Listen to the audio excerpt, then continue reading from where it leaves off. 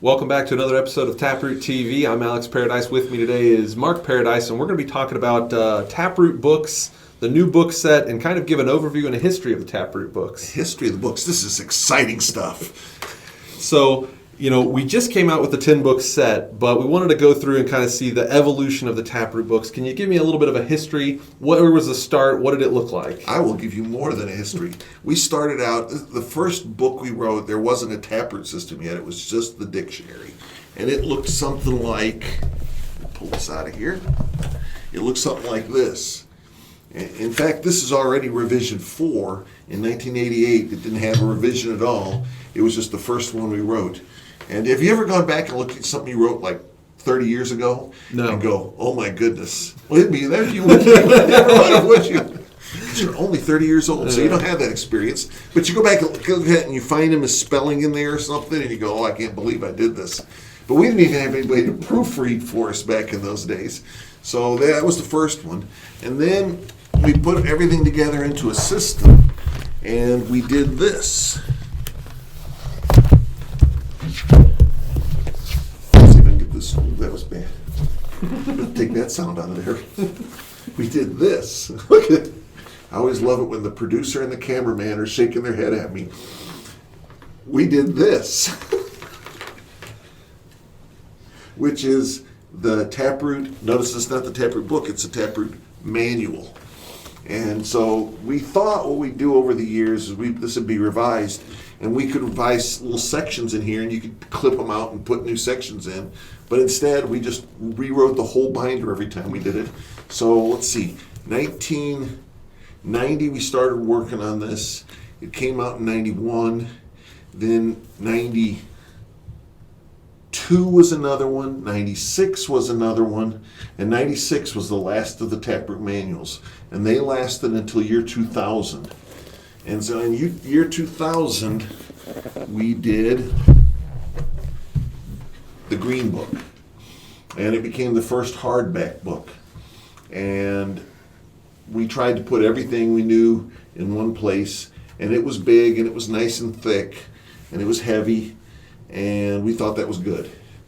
And so this was the newest and best in 2000.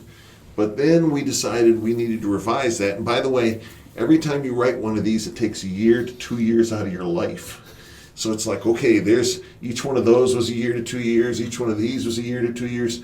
You start to feel like, oh, I'm getting old now writing these books. Well, what was the biggest difference between the binder and the book? Was it condensed, or was it... Every year we learned more. Every year we learned more. We learned new stuff. And so the binder was actually thinner for the first binder. And so it kept getting thicker. And then when we decided to put it all in a book, we actually had, there's more in this book than there was in that binder, as strange as that sounds, but there is more.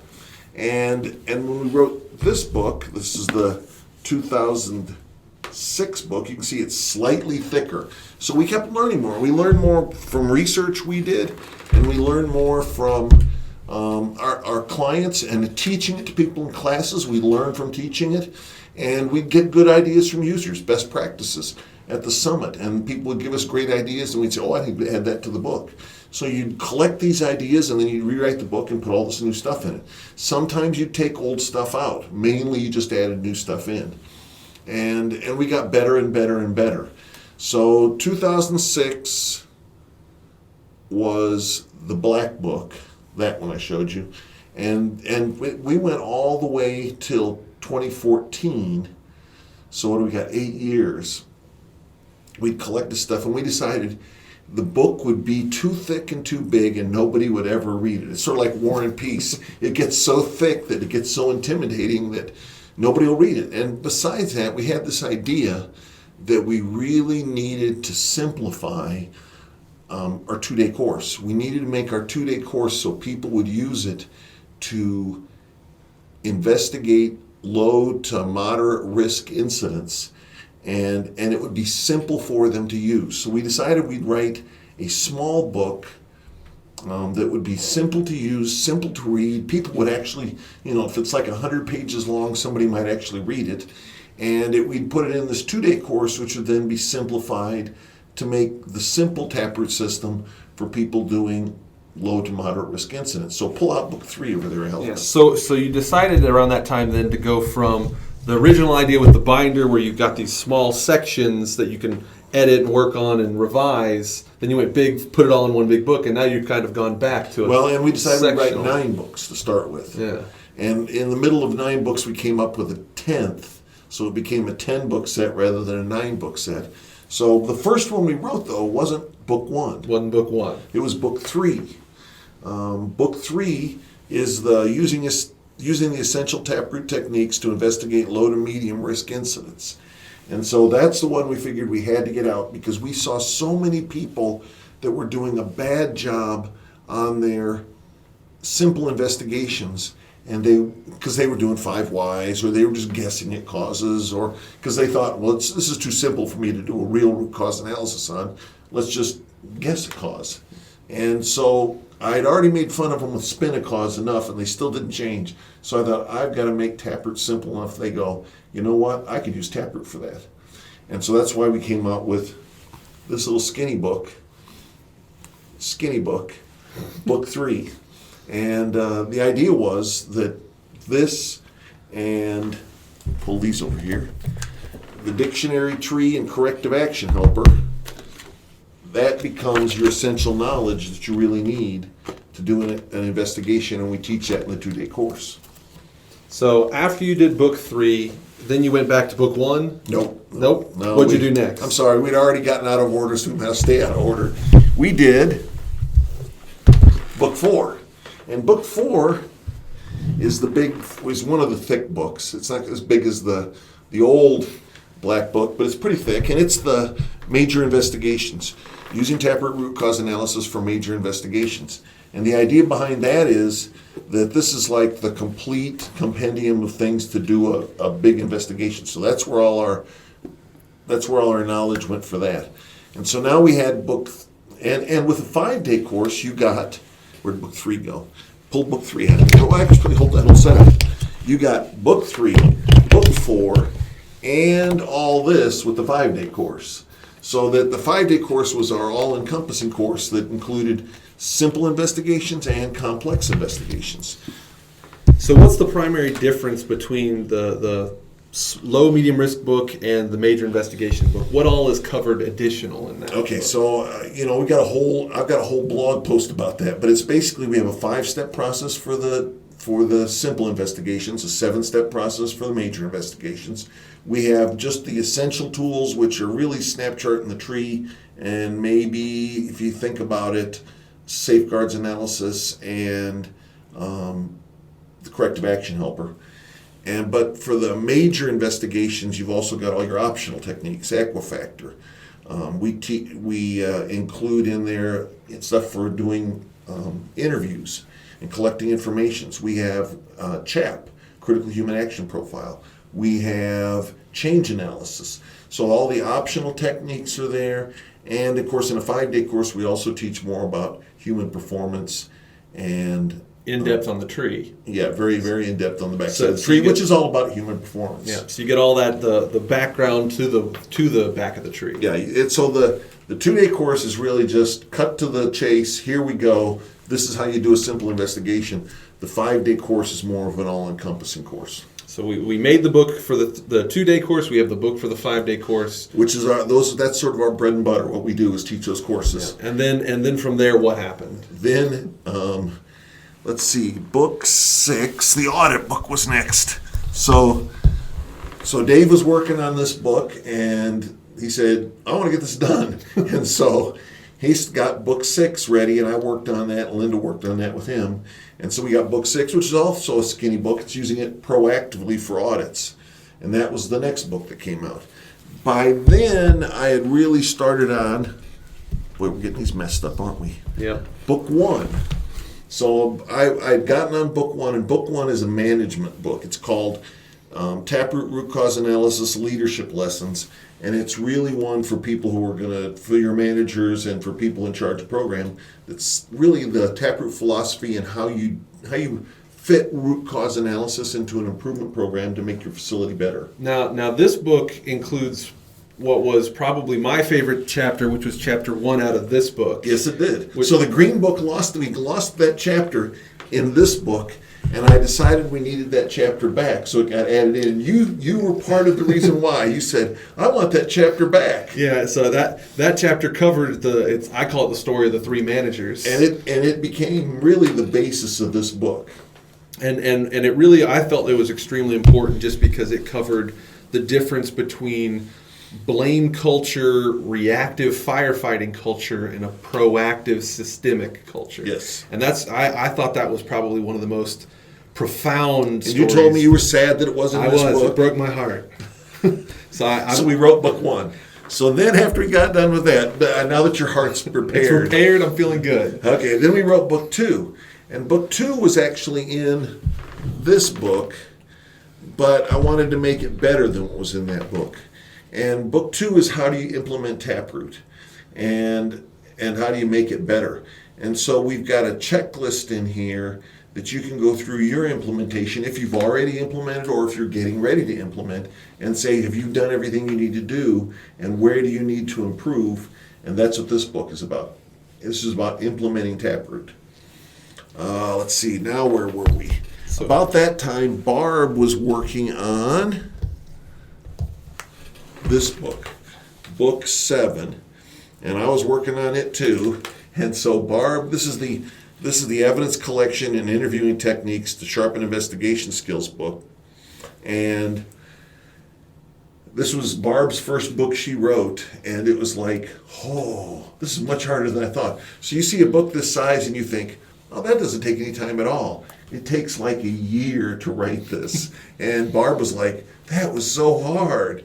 But she did a really good job on it. I worked with her on it, and it's a really good book on interviewing and evidence collection. And she's now, she's taught enough of these courses and gone. She's sort of like us when we first got our first TapRooT manual out. She's like, oh, I've got to revise that again. I've learned so much now. So someday there'll be another book 7, a version 2 of book 7. And that book's kind of become its own. We now have a self-guided version of it that's coming out. We've got a 2-day course. Yep. We've got a webinar she does, and we've got a soon-to-be what do you want to call it? Online training. Online self-guided training. Yeah. On this book. So there's actually 3 things spun off of this book. Then the next one was book 8. No, wait, it was book 5 or 8. No, book 5's way last here. So book 8 is performance measures and trending for safety, quality, and business management. It's the trending book, I like to think of it as. And we had to have that get done for a course. I'm going to keep this into it coming up next. So you got book 8, and that there's a trending course that goes with this, and maybe we're going to develop online training for book 8 too. I'm not sure yet. That may be our next online training we do. So then, almost in parallel with that, we did book 9, which is Improve Patient Safety with TapRooT Root Cause Analysis. And Ken Turnbull and I wrote this one together. And this and book 8 were neck and neck. And I was never too sure which one would come out first. And I think this one actually came out before Christmas, and this one came out after Christmas. So I think actually book 9 beat book 8. And book 9 was the additional book that got added to the set. So then book not quite yet. These 2 were next, and they were neck and neck. And they ended up coming out at the same time. So book 10 is Stopping Human Error, and it got pushed to be book 10 because we came out with book 9 first. And then all the way back to book 5, and this was the first book that Ken had ever written, and he got it's you can see it's a thick book, so that takes longer. You get beat down more in a long book. And so we were writing these in parallel because I was working on this one and this one. And so we had the Equifactor, which is using Equifactor troubleshooting tools and TapRooT root cause analysis to improve equipment reliability book, and the Stopping Human Error book. And this one has a 2-day course that goes with it, or a 1-day just troubleshooting only course. Yeah. The idea we had behind this was we used to have a 3-day Equifactor course, and we thought we could just focus it on equipment problems only and cut it down to 2 days. And then we could make the first day of that course be just on troubleshooting. So this would be for guys out in the field who are looking at why did the pump fail, why did the compressor break, why is the conveyor belt not working anymore, and they have to troubleshoot it. And that's what that's all about. And that comes from a lot from Heinz Block's troubleshooting tables, which are in here. And then this one, so totally opposite. Equipment, human performance. And I was writing both of these at the same time. It's like, oh, horrible. Because you have to jump from one to the other. And then finally we got Stopping Human Error done. And of course you and I have done a course together on Stopping Human Error. So that's the history, if you will, of how we got from one TapRooT manual to the green book to the black book to the 10 book set. So we did them in order of 3, 4, 6. Let's see, gosh. 3, 4, 6, 1, 2, 7, 9, 8, 5, 10. Yeah, there we go. Isn't that great? That makes sense. So that's a good history of almost.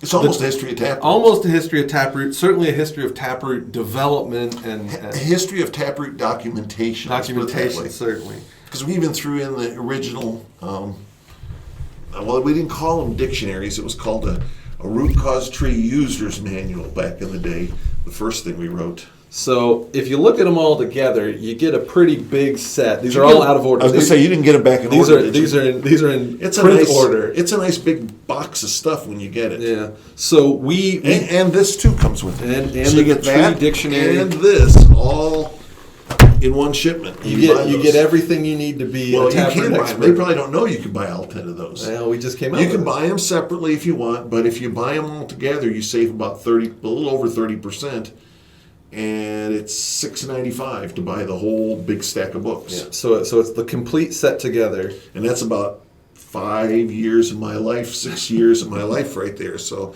that's cheap for 6 years of your life for $6.95. Yeah, I don't know which exhausted him more, which was having a kid and making the first one with all the spelling errors. Yeah, Alex was like a 1 year old. Like one when you did Yep. the first one, or having so many books that you can't, remember how to count to 10 in the right order. I don't know which was harder to do. Well, I thought about writing them in order, but it didn't work out that way. We had priorities, and the priorities got done first. So you start with book 3. So they can purchase the complete set at the store. Right. You get the fun. We'll put a link down below to where to go. And that's a pretty solid reading list. I think it's an all-encompassing toolkit for root cause analysis, performance improvement, auditing, trending, equipment troubleshooting, and stopping human error, and everything in between. Yeah, of all the process of applying it, the management behind it. It is really the compendium of root cause knowledge there. So that kind of gives us the full set. Wanted to thank everybody for showing up for TapRooT TV. To find out more, click the link below. Subscribe, and click the bell for notifications. Yes, it's always important clicking the bell. You can find out when there's a book 11.